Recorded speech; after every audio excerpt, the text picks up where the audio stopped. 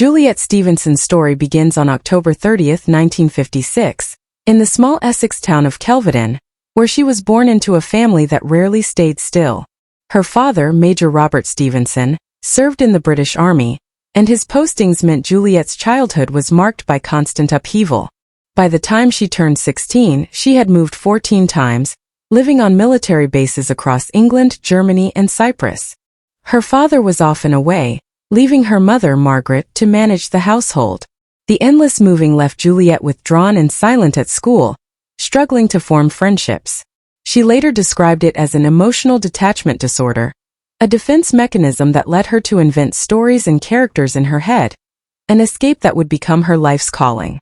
When she was 9, the family relocated to Perth, Australia, for an 18-month exchange program. It was a bewildering experience. Her accent made her stand out, and classmates teased her, calling her Pommy Princess. During her first week at Bentley Primary, she was so terrified she wet herself rather than ask to leave the classroom. The searing heat soon hospitalized her with second-degree burns on her shoulders. To cope, she started telling elaborate tales, claiming her father was a spy, pretending to be someone else. When they returned to Surrey in 1967, her voice carried an Australian lilt that took months to fade. But she had discovered her gift for transforming herself through speech and imagination. At St. Catherine's School in Bramley, between 12 and 16, she struggled again. Tall and awkward at 5'8", she was mocked as Giraffe Girl. During a school production of Romeo and Juliet, she was denied the role of Juliet because no boy was tall enough to partner her. Cast instead as Benvolio, she began to slouch in shame and developed back pain that required physiotherapy. Yet her drama teacher, Eleanor Hartwell, recognized her potential. One night in 1973, during a performance, Juliet forgot her self-consciousness entirely. When the audience rose to its feet, she realized for the first time that she could truly be seen. That same year, she joined the Berkshire Youth Theatre and played Lady Macbeth at 16. When an irate director told her she would never be a romantic lead because she was too gangly, she locked herself in the bathroom and cried for hours. For months she stopped auditioning and gained weight, but eventually she returned, studying actresses like Maggie Smith and learning to turn supposed weaknesses into strengths. In 1975, her resilience earned her a scholarship to the Royal Academy of Dramatic Art. Money was scarce. She survived on bread and beans in a tiny room in King's Cross, but she persevered. When a professor told her she'd never succeed because audiences expect beauty, not just ability, she nearly quit. A classmate, Hugh Bonneville, quietly collected money from fellow students so she could stay. She graduated in 1978 with distinction, carrying those cruel words in her mind as fuel. Immediately after RADA, she joined the Royal Shakespeare Company almost by accident. Called in last minute to replace an injured extra, she went on stage in street clothes and began what would become 8 years of work with the RSC. She played small parts at first, but by 1981 she was earning attention for her role in The Witch of Edmonton, and 3 years later her Isabella in Measure for Measure made critics take notice. The performance won her the Critics' Circle Theatre Award, and her first Olivier nomination. By the mid-1980s she was one of the RSC's brightest stars, praised for her intelligence and emotional depth. Her film debut came in 1988 with Peter Greenaway's Drowning by Numbers, a darkly comic piece that revealed her ability to merge humor and menace. But it was 1990's Truly Madly Deeply that changed everything.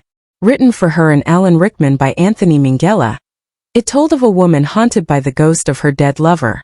Juliet's raw grief moved audiences and critics alike. She was nominated for a BAFTA, and the film became a cult classic. Her chemistry with Rickman was electric and genuine. He became her mentor and lifelong friend.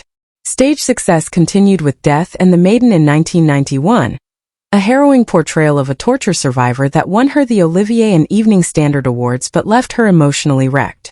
She described the role as both a triumph and a wound. 2 years later she made her Broadway debut in The Secret Rapture, earning a Tony nomination and learning to navigate American audiences. In the mid-1990s her versatility broadened. She voiced the world of Peter Rabbit, bringing warmth to children's bedtime stories, and then astonished television viewers in The Politician's Wife, playing a betrayed spouse during a political scandal. Her subtle performance, layered with controlled fury, earned another BAFTA nomination.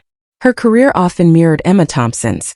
Both RADA graduates, both acclaimed, both navigating similar roles.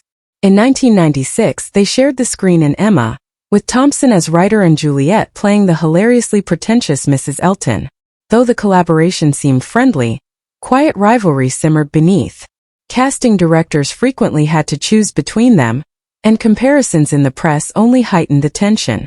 The late 1990s brought more acclaimed television work, Cider with Rosie, Trial by Fire, and by 1999 she had earned a CBE for services to drama.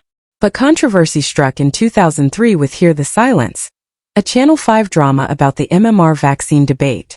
The film drew harsh criticism from the medical community, and Juliet, though only an actress in it, became the target of public anger. Years later she admitted she had underestimated the backlash. Her subsequent work grew darker. In 2005's Pierre Point she played the executioner's wife, immersing herself so deeply in research about hanging that she developed insomnia. 2 years later, When Did You Last See Your Father? Reopened personal grief over her own father's death, leaving her emotionally shattered on set. Place of Execution in 2009 added further strain, its grim subject matter about child abduction triggering her deepest fears as a mother. By 2010, typecasting and exhaustion forced her to pause. She turned down roles about domestic abuse and entered therapy again, battling both emotional fatigue and lingering online abuse from the vaccine controversy. A few years later, while filming The Village in the freezing Derbyshire countryside, she developed pneumonia but kept working out of fear of replacement. The ordeal nearly hospitalized her, a reminder of how much she gave to every role. In her 50s and 60s, Juliet reinvented herself as one of Britain's most beloved audiobook narrators. Her precise diction and emotional clarity won new fans, and reignited subtle competition with Emma Thompson, whose warmer theatrical readings had dominated the market. When some publishers began paying Juliet higher rates, rumors of tension resurfaced. Interviews grew carefully worded, polite but distant. In 2017, her role in Let Me Go, a film exploring the psychological legacy of the Holocaust, reopened old wounds about her distant military father. She spoke candidly about inherited trauma and sought therapy again. Activism soon became central to her life. In 2018, she chained herself to the gates of Yarlswood Detention Center during a refugee protest and was arrested. The experience, she said later, transformed her understanding of justice and responsibility.